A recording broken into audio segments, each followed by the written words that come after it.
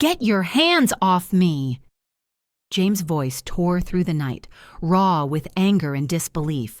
His body tensed, but the officer's grip was unyielding, twisting his arm back with brutal force before slamming him against his own car. The cold metal sent a shock through his skin, the sharp impact knocking the breath from his lungs. "Sir, you're trespassing."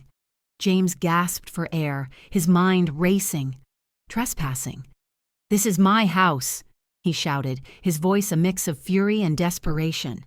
The officer scoffed, a smirk curling at the corner of his mouth. "Yeah? Prove it." Before James could respond, a voice cut through the heavy silence. "Let him go, now!" Everything froze. The tension thickened in the air as all eyes turned toward the street. A black SUV screeched to a halt, tires skidding against the pavement. The door swung open with force. And when the figure stepped out, everything changed. James Carter had worked his entire life for this moment. At 37, he was the embodiment of perseverance. A black man who had beaten the odds, who had fought for every inch of success he had earned. Raised by a single mother in the toughest neighborhoods of Detroit, he had spent his childhood watching her work double shifts as a nurse, just to keep food on the table. He knew struggle, but more than that, he knew resilience. From an early age, he had made a silent promise. He wouldn't just survive, he would rise. Through relentless effort, he clawed his way up the financial world. He graduated from Harvard Business School, secured a six-figure salary, and finally bought his dream home. Not just any home. This house was a symbol, a testament to every sleepless night, every moment he had to work twice as hard to be seen as half as good, every doubt he had silenced by sheer will. He had made it. And now, right in front of the house he had worked so hard for, he was being treated like a criminal. The moment James set foot in his new neighborhood, he felt it. Something was off. Not overt hostility, but something quieter. A presence, a weight, an awareness. The air felt colder than it should. At first, he told himself it was just nerves, a big move, a fresh start. But deep down, he knew better. The street was pristine, white picket fences, manicured lawns, luxury cars gleaming in perfect driveways, the kind of neighborhood where families jogged at sunrise with golden retrievers, where kids rode their bikes freely, where people didn't lock their doors during the day, where there was an unspoken understanding of who belonged and who didn't. James stepped out of his sleek black BMW, shook off the unease, and went straight to the trunk to grab a moving box. That's when he noticed it. The stairs. Across the street, an older white couple stood frozen at their mailbox, their conversation forgotten, their eyes locked onto him, unblinking. Further down, a middle-aged man on his morning jog pretended to check his smartwatch, but his gaze lingered just a little too long. And then, the curtains. A woman peered through a half-drawn curtain, her silhouette barely visible, watching, waiting. James exhaled, forcing a polite smile. No one smiled back. Welcome to the neighborhood. He was about to carry his first box inside when he heard it. The sharp, unmistakable click of heels against pavement. "Excuse me." A voice, sharp, authoritative. James turned. A woman in her late 40s stormed toward him. Blonde, perfectly styled hair, expensive yoga outfit, a small designer purse tucked under her arm like a shield. Her face was tight. Her piercing blue eyes scanned him like a security checkpoint. "Can I help you?" James adjusted the box in his arms, keeping his tone even. She folded her arms, lips pressing into a thin line. "I don't think you belong here." James blinked. "Excuse me?" Her gaze flicked to his car, his moving boxes, then his front door, as if she were searching for a lie. "This is the Richardsons' house. I know them, and you're not them." James inhaled sharply, pushing down the frustration rising in his chest. "Not this. Not today." "I just bought this house," he said firmly. "My name is on the deed." She didn't budge. Then she reached into her purse, pulled out her phone, dialed. James felt his stomach tighten. He already knew where this was going. 911. What's your emergency? Her voice shifted, shaking just enough to sound believable. Yes, I need officers immediately, she gasped. There's a suspicious black man in front of my neighbor's house. He's refusing to leave. James' breath caught in his throat. I just told you, I live here, he protested. She ignored him. I don't know if he's dangerous, but he's acting aggressive. Then the smirk. A barely concealed satisfaction flickered across her face. James felt a sickening realization settle in. She knew exactly what she was doing. She knew that with just a few words, a fake tremble in her voice, a carefully chosen lie, she could turn the law against him, and it was working. Officers are on the way, ma'am. James didn't even hear the rest, because at that moment he heard something else. Sirens, loud, approaching fast. His chest tightened. 2 squad cars screeched to a stop. 2 white officers stepped out. One already had his hand on his holster. James raised his hand slowly. Here we go. Step away from the car. The officer's voice was sharp, commanding, leaving no room for argument. James did as he was told, raising his hand slightly to show he wasn't a threat. His heart pounded in his chest, but he forced himself to stay calm. Officers, I live here, he said, keeping his voice measured. This is my house. I just moved in today. The blonde woman let out a dramatic gasp, stepping back as if he had suddenly turned into a monster. He's lying, she cried. I know the real owners. They wouldn't sell to... She caught herself, stopping just short of saying the quiet part out loud. James felt the heat rise in his face, his jaw clenching. He knew exactly what she was implying. One of the officers, a tall man with a buzz cut, studied James with cold, indifferent eyes. Let's see some ID. James moved slowly, carefully. He'd seen enough of these encounters to know that one wrong move could be the difference between life and death. My wallet is in my back pocket, he said deliberately. I'm reaching for it now. His fingers found the leather, pulling it out slowly. He handed it to the officer, who barely glanced at it before turning to the woman. Ma'am, do you know this man?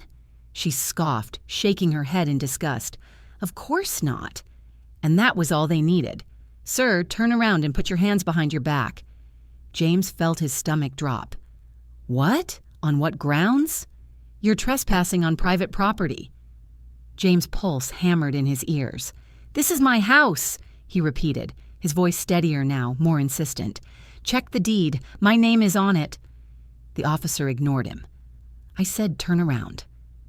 James' hands curled into fists. Every fiber of his being screamed at him to fight back, to make them listen. But he knew how this would end. So he clenched his jaw, took a slow breath, and did as he was told. Cold metal snapped around his wrists.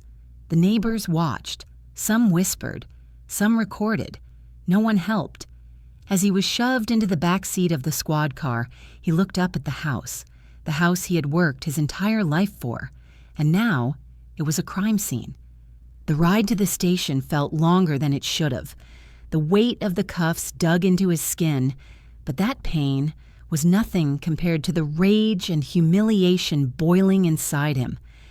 From the front seat, one of the officers, Daniels, the younger of the two, turned slightly, glancing at James through the rear-view mirror. A smirk played on his lips. You okay back there? His tone was mocking. James didn't respond. Daniels chuckled. Y'all always talk about equality, but the second something happens, it's all, I'm innocent. This ain't fair. James' hands curled into fists. He forced himself to breathe. This was a game to them. Push him until he snapped. He wouldn't give them that satisfaction. Instead, he spoke calmly, deliberately. I want my lawyer, Daniels scoffed. You can call whoever you want, once we get to the station. James' stomach twisted as the squad car rolled to a stop outside the precinct. This wasn't just an inconvenience. This was an arrest. And an arrest meant a record. A record meant his career, his reputation, everything he had built could be destroyed. He couldn't let that happen. But what choice did he have? The station was cold, not just physically, but emotionally. It was the kind of cold that seeped into your bones, the kind that made you feel like you didn't belong before anyone even said a word. James was led down a sterile hallway, the fluorescent lights buzzing overhead. His wrists ached from the cuffs, but no one seemed to care. He was directed into a small, dimly lit interrogation room. The cuffs were finally removed, but his freedom was still an illusion. A few minutes later, the door creaked open. Sergeant Reynolds stepped inside, tall, built like a man who had spent decades in the force. His uniform was crisp, his demeanor calm, but his eyes held thinly veiled amusement. He pulled out a chair across from James and sat down, leaning forward, elbows resting on the metal table. "Let's make this simple," Reynolds said, his tone almost casual. "You're a smart guy, right? Harvard graduate, big job, nice car, so let's cut the act." James stared at him, unmoving. "Tell me why you were breaking into that house." James' breath came slow, controlled. "I wasn't. I own that house." Reynolds smirked, shaking his head. "That's not what the witness says." James clenched his jaw. The witness lied. Reynolds leaned back, tapping his fingers against the table. "Maybe, maybe not. But here's the problem. You're the one sitting here. She's the one out there." A slow, deliberate silence settled between them. James had no illusions about how this was going to play out. This wasn't about the truth. This was about power. And right now, James had none. Reynolds slid a folder across the table. "We ran your name. No priors. No red flags. Clean record." He tapped the folder. His expression darkened. Would be a real shame if that changed. James felt a chill run down his spine. "What are you saying?" Reynolds leaned in, lowering his voice. "You cooperate. Tell us what really happened, and maybe this doesn't have to go any further." James' breath hitched. "I told you the truth." Reynolds sighed, shaking his head. "See, that's the problem. You keep acting like the truth matters." He stood, making his way to the door. "You have 1 hour to think about your options." The door slammed shut. James sat in the silence, his mind racing. This wasn't just about him anymore. If they pinned false charges on him, what would happen to his career, his future? His entire life was on the line, and he had no idea how to fight back. Time passed. James had no idea how long he had been sitting there, staring at the cracked ceiling of the interrogation room. The fluorescent light above flickered, buzzing like a distant wasp, the only sound in the suffocating silence. He flexed his fingers, trying to shake the stiffness from his wrists. The cuffs had left angry red marks on his skin, a reminder that no matter how successful he was, how far he had come, he was still seen as a suspect first. Then the door burst open. Not Reynolds, not Daniels, her. Commander Olivia Carter, James' older sister, and she was furious. She strode into the room like she owned it. Her Navy uniform was crisp, her rank insignia gleaming under the dim lighting. Her eyes, dark, sharp, unwavering, locked onto Reynolds, who had followed behind her, looking visibly less confident than before. "What the hell is going on here?" Olivia's voice was like steel, cold and commanding. Reynolds cleared his throat, attempting to regain control. "Ma'am, this is a private—" "Save it," she snapped, cutting him off. "You have my brother detained under false pretenses." James exhaled, relief and disbelief washing over him at the same time. "Liv, how did you—" She turned to him, her tone gentler, but still laced with urgency. "Your neighbor recorded the whole thing. It's all over social media." She pulled out her phone and tossed it onto the table. James leaned forward, his pulse racing as he saw the screen. Over 1 million views, a video of his arrest, the woman falsely accusing him, the officers laughing at his protests.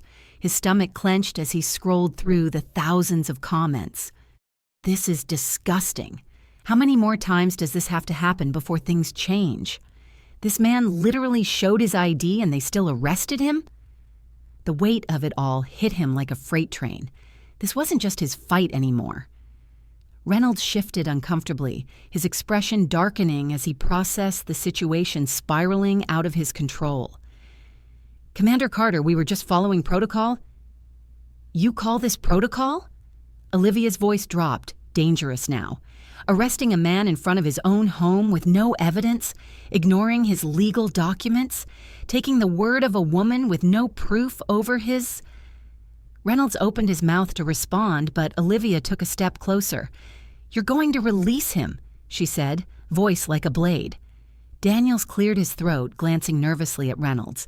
We need to process..." Olivia didn't flinch. "You're going to release him," she repeated, each word deliberate. "Or I will have the military police, the DOJ, and every civil rights attorney in this country down here in under an hour." A thick, heavy silence settled in the room. James could see the exact moment Reynolds realized he had lost. Daniel sighed, rubbing his forehead before reaching for his keys. A second later, the cuffs were off. The tension in James' shoulders loosened just slightly, but the anger in his chest remained. He was free, but this wasn't over, not even close. The precinct was eerily quiet as James and Olivia walked out. The officers who had laughed at him earlier wouldn't meet his eyes now. The ones who had ignored his protests now stood stiffly, pretending to be busy. As they stepped outside, the crisp night air hit James' face, but it didn't feel freeing. Not yet. The streetlights cast long shadows across the pavement, stretching toward the news vans parked along the sidewalk. Reporters, cameras, a crowd. This was bigger than him now. James took a deep breath, his hands still trembling, not with fear, but with purpose. Olivia turned to him. "You okay?" James let out a small, dry laugh. If James' story teaches us anything, it's this. Silence is complicity. If we don't speak up, they win. Privilege won't protect you forever. Even the most educated, successful black men aren't immune. Justice isn't given. It's fought for. And the fight is far from over. This story isn't a one-time event. It's reality. And until the system changes, until people are held accountable, it will keep happening. So, if you're watching this right now, what will you do? Because if we don't fight for justice today, who will be next? Subscribe for more stories that need to be told. Like, share, and comment, because your voice matters. Justice isn't a privilege, it's a right.